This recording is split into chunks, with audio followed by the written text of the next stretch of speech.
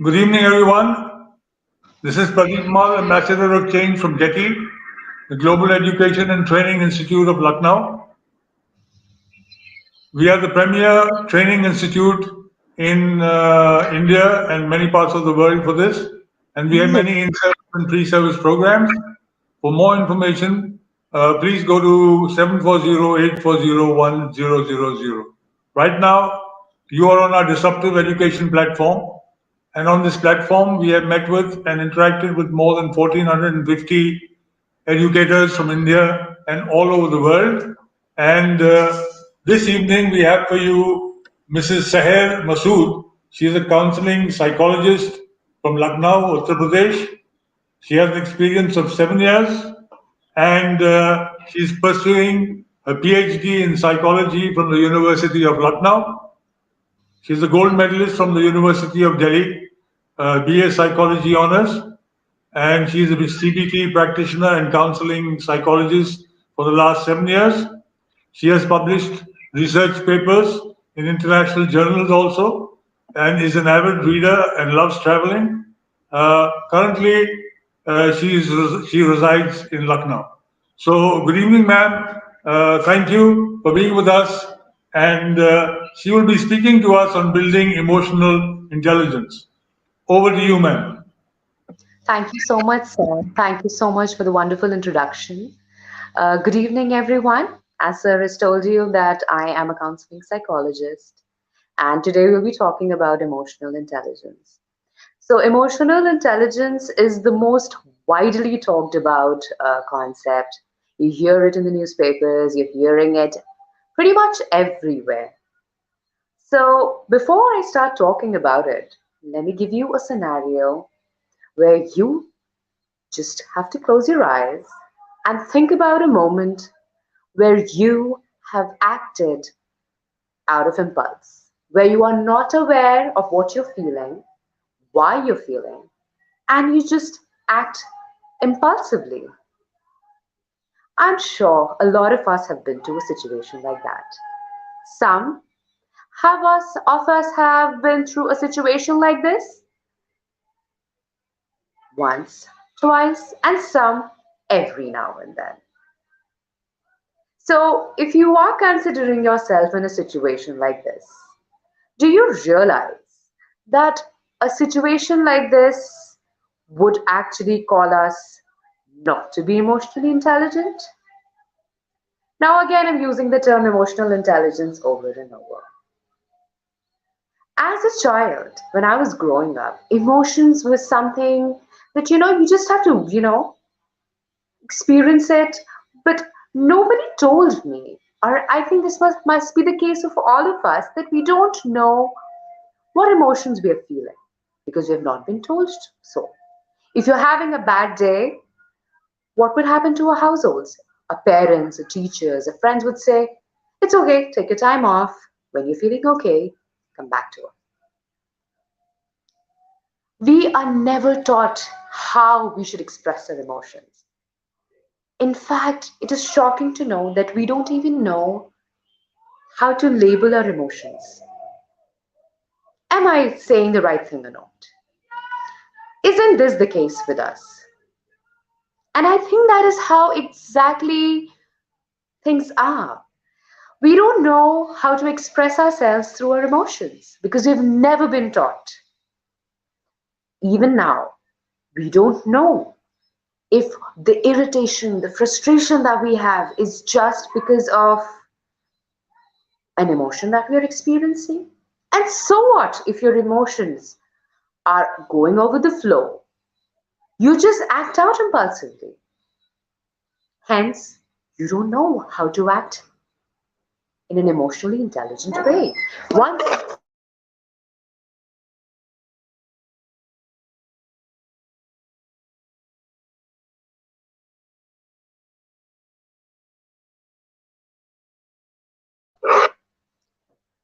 so on a very daily basis, dealing with emotions is a challenge for all of us. Now, when people say that you're emotional, we all think that it's a negative connotation. And why is that? Because when we are dealing with emotions, we don't know what kind of emotions we are feeling. We don't know how to express them, hence the negative connotation. Grave emotions like anger, sadness, grief is something you don't talk about openly. And that is where, you end up creating more difficulties about yourself. Whereas when you are emotionally intelligent, you are aware of the emotions that you're feeling. Also, you use these emotions in a positive way to solve problems, to think better.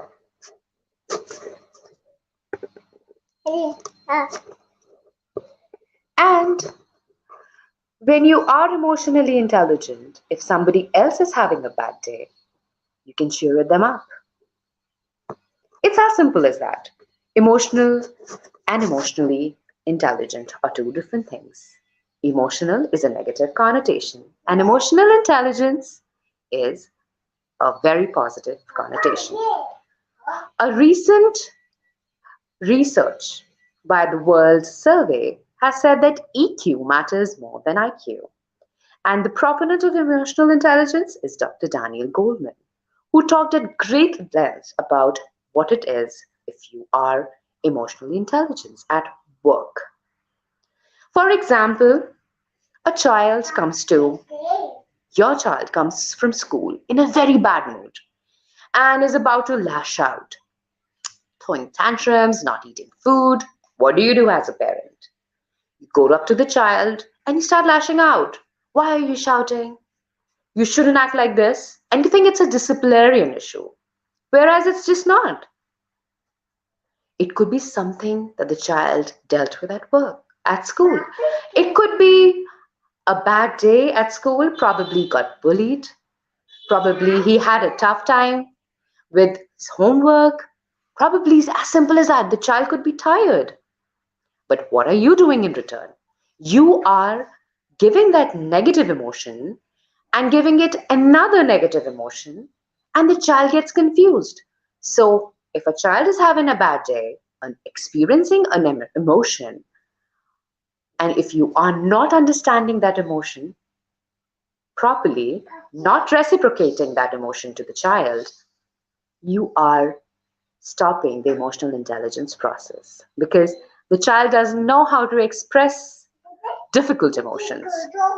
Now, our society has been such that, it has labeled certain emotions to be inappropriate. Certain emotions like anger, sadness, grief, envy, jealousy are considered to be bad emotions. Well, that is just not the case. Every emotion is an important emotion. Be it anger, be it jealousy, be it sadness, grief, all these emotions are important emotions. So, how the society has been taking these emotions is reflected upon how we are interpreting these emotions. So, for example, if you're having a bad day, what would you do? You would just not interact. Or probably you would be confused because, first of all, you're not even aware of the fact that you are experiencing an emotion like sadness. Hence, you start projecting it onto the other people around you. So if you're sad, you probably distance yourself from others. You other people might read it as a very confusing state. They might not know how to understand you. You get further, negative connotations because of that, and people just don't know that.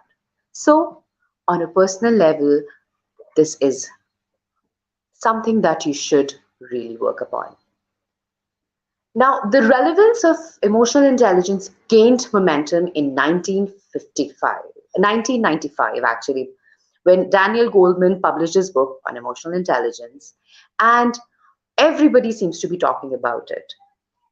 And off late, emotionally intelligent people are preferred over people having a higher IQ. So, emotional quotient, which is EQ, is considered to be more important as compared to IQ. Now, when we talk about EQ and IQ, these are the concepts which are taking momentum at the present times. So, an emotionally intelligent person is somebody who is not just good at managing his emotions, understanding his emotions, but also managing other people's emotions and managing other people's emotions too. So they would understand not just themselves emotionally, they would understand the other person too. So imagine a world where everybody gets to be emotionally intelligent. Imagine working in a situation where your boss is emotionally intelligent, when you're having a bad day and the bosses understand and probably, give you tasks which are appropriate for you for that particular day. Or imagine being raised in an environment where you are an intelligent parent and you're giving an emotionally intelligent, conducive environment for your children. Isn't that such a wonderful experience to have? Life would be so much easier, so much nourished, full of uh, excitement, full of positivity around us because people are emotionally intelligent. Well, I can't guarantee for everybody else, but you can definitely work on your emotional intelligence. So, a lot of times people say that you are. Well, that's actually true. Emotional intelligence is something that says some people, I'm sure we all have experienced in our lives, probably at work, in our families, in our friend circle, where certain people are born to be emotionally intelligent. Now, these people are the ones who know how to manage things around them. They are easy to get along. They are aware of other people's emotions. They know how to take care of them when they're having a bad day, and everybody seems to like them. These are also the people who are excellent at building relationships, not just building, but to keep good relationships.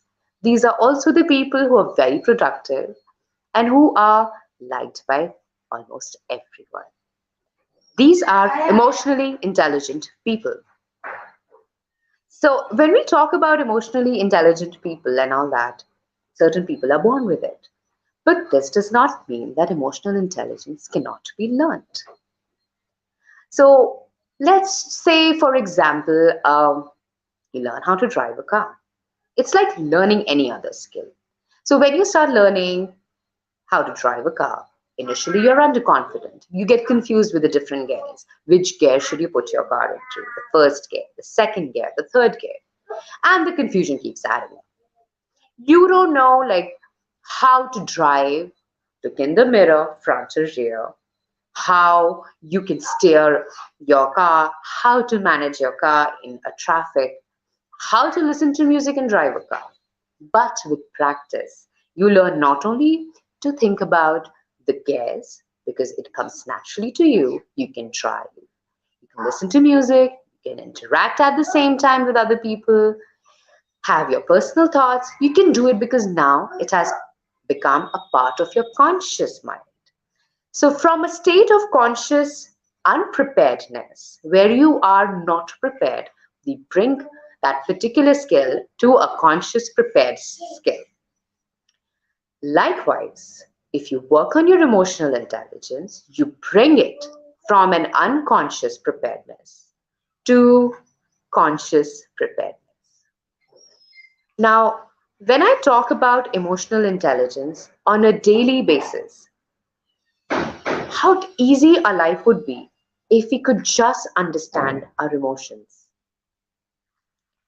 For example, a difficult emotion like grief, a difficult emotion like sadness, where you are not even aware that you are experiencing it, can be very difficult for not just for you, but for the people around you.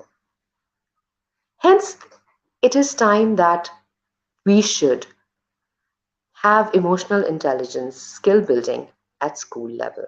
And I think it is very important that at schools, when children are told how to write in a beautiful way, cursive, they should know how to paint, they should know how to read, write, play guitar, be good at sports, and every parent is after it to make them learn everything possible under the sun. But are we teaching our children the basic skills of emotional intelligence, something that is going to be useful for them in the coming future? No, we're not doing that. So I think it is high time that we should have this at school level. And I think every school should have an emotional intelligence program. And these are the skills that are required into surviving and making it into the present world. Now, as parents, we definitely can learn at our level. Of course, it wasn't available when we were growing up. Our families are not aware of what emotions are. We were always told to act a certain way, feel a certain way, behave in a certain way. But openly understanding and expressing of emotions was considered to be a taboo. We can learn it now. We can really work and take an effort to build our emotional intelligence. Growing up, I never had the same kind of opportunity, but my interest in emotional intelligence increased day by day because when I realized that how important it is to not only just, work in a conducive environment, but to understand the people around you and make it a positive place to work with. So I had while I was studying, I lived in a hostel, and there were a lot of girls that we were staying up with, and everybody had a different personality, a different temperament, and it was sometimes. After all, we're all humans, we all have emotions, but sometimes it would be so difficult to understand what the other person was going through. And I myself always considered myself to be, very logical, very rational, and really didn't pay much attention to emotions, to be honest, because I felt that, okay, you just have emotions and that's about it. Didn't realize what value it would add if you could just be a little more tolerant, be more understanding to the other person, what they're going through. So when I took up psychology and when I understood like what psychology was all about and how for being to be a counseling psychologist, I had to understand what my client is going through, to empathize. It's easy for us to sympathize, but to empathize, to put yourself into other people's shoes, you need to understand. You need to understand what the other person is experiencing. And in order to do so, in order to understand what the other person is experiencing, you need to be aware of your own self. Hence, the journey started, and my inclination to understand emotional intelligence at a college level. So, I've been working with emotional intelligence for many years now. My PhD thesis is based on emotional intelligence. And when I say emotional intelligence, I have done my PhD, I have done a lot of research into emotional intelligence. And I want to break it down to you that how you, as individuals, can work on yours. So, first of all, we need to understand and we need to really analyze what our emotions are.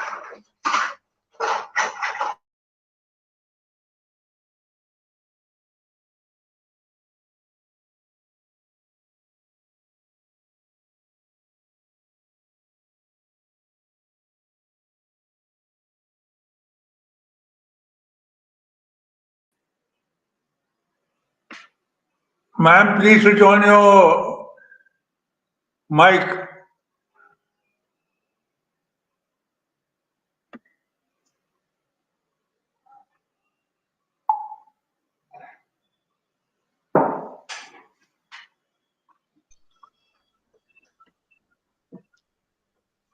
I hope everybody can see me. Yeah, you can be seen and heard. Thank you. Thank you. So sorry, I lost my connection. So I came up with a strategy where you can actually work on your emotional intelligence. So now, when I say emotional intelligence can be worked upon, there are certain basic steps that you can work with. First of all, you need to understand what your emotions are. So when you are experiencing your emotions, you should be aware that what your emotions are. You should be able to decipher from emotions. Now, different strategies work for different people, like how you can like take a moment, sit back, and reflect on your emotions. So If if you are agitated, if you are frustrated, if you're irritated, you should know that what you are experiencing rather than just responding to the bodily changes. Now, once you do have an awareness of your emotions, you can put a label on your emotion. Like you are, for example, you're feeling sad, or you're feeling frustrated, you're feeling jealousy, you're feeling envy. Put a label to it. Understand your emotion. That is one. Second, you need to analyze your emotions. Now, when I say analyzing your emotion, it means you need to know that what is the reason why you feel a certain way. Where are these emotions coming from? So, for example, if you're sitting in the evening with a book, but then you can't concentrate on a book, or if you're doing some work, but then there's certain things, there's certain emotions which pulls you down, makes you feel sad. Why are you experiencing that? It's very simple. You don't have to really find it very difficult, because once you know and you sit back and you try to understand why you are feeling a certain emotion, it puts things into perspective. So, understand your emotion, analyze your emotion. The third thing is, like, if I know that I've had a bad day at work and probably this is why I can't concentrate to whatever I'm doing, I'm studying, I'm reading, or I'm probably, spending time with my family, but I keep going back to that negativity that I'm holding. If I sit back and reflect on it, I would be able to manage my situation at a lot better way. So the third thing is accepting the kind of emotion that you are. So if you're sad, you need to accept it yourself that you are going through a bad day. So third is acceptance. And fourth is to reflect. Now, once you've accepted your emotion, you've understood, you've analyzed, you've accepted your emotion, you need to reflect on your emotions. And you need to understand that whatever is happening, you've accepted it. Now, what can you learn through this? How can you learn through this? Once you are done with your reflection, then you move on to handling your emotions. So, everybody has a different way of handling your emotions. Like it could be anything. For some people, I think this has worked for me to a great detail. And there's a lot of research backing on the fact that if you write about your emotions, probably maintain a journal, and writing and expressing them through words is the best way you can handle your emotions. So I recently found out that a really loved one of mine has been, you know, they have been going through a very difficult time because they're terminally ill, and this has been quite a personal setback on my end. And being in the practice for so many years, I uh, don't know. I mean, initially it was quite a challenge. It was like, the whole world is falling apart, and, you just don't understand how you can go and, deal with it. So I started, practicing what I was preaching. So I started maintaining a journal. And I penned down every day how I felt dealing with that pain that my loved one is in such immense. Each day, the journey became a little less difficult to deal with. It is still difficult, but it became a lot easier to deal with. And slowly, I learned to accept the fact that this is how it is going to be. But that acceptance came through journaling. So that really worked for me. Second way of handling emotions are probably when you read about it. So a lot of times, like, if you are like, going through a difficult phase in life, for example, if you're going through episodes of depression, reading about it, researching a little bit about it, dealing with, the more literature you read about that particular emotion, the more beneficial it's going to be. So any book by Brent Brown could actually do. That's like my personal favorite, but then you can go about and read anything that is a legitimate a book in that particular emotion. So go ahead, read as much literature as you want, or you could just talk to a friend. Like, works amazingly if you are lucky enough to have a friend that who is a good person to listen to, and someone, you can share your thoughts to. It works. And if you think that it becomes very difficult for you to handle your emotions, then talk to a therapist.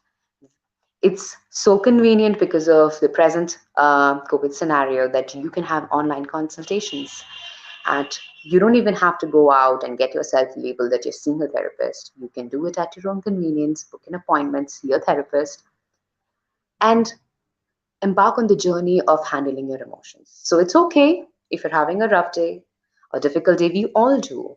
And it's perfectly all right to talk to a therapist. So you can handle your emotions by these of some of these steps. One another step which I feel has worked tremendously with many of my clients and has worked because I have practiced it too is to maintain a gratitude journal. It starts as very small as like, naming 5 things that you're grateful for every day works wonders.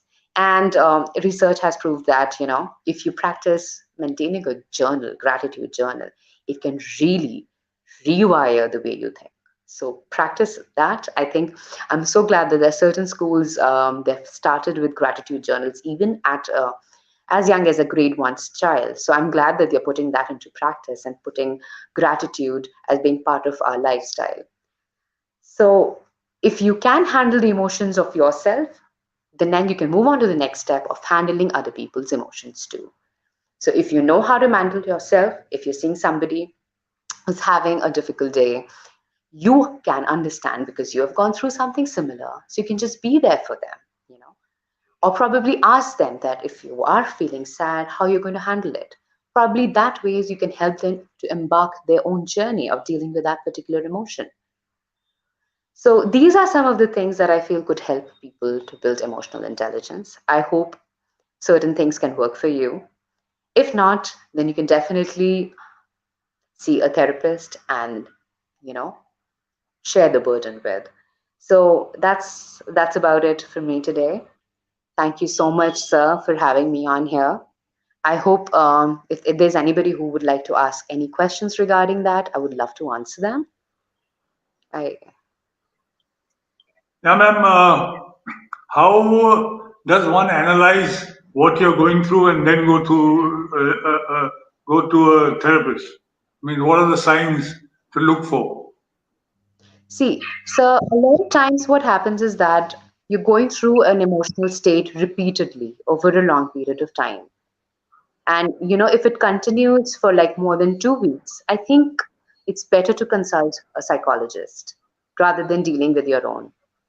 And the stigma that a society has been having is thankfully removing. People are seeking therapy at ease because problems are not like, not all problems can be solved at home with your family members. You need an expert who has been trained to listen to your problems and find out a solution with you.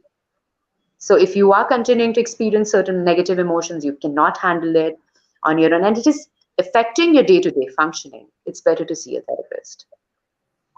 Thank you, ma'am. Thank you for that talk on building emotional intelligence. And good evening, everybody. And before we leave, I request you to watch our detox from our disruptive literacy movement by Global Dream, which has been an initiative of Dr. Sunita Gandhi since 2014.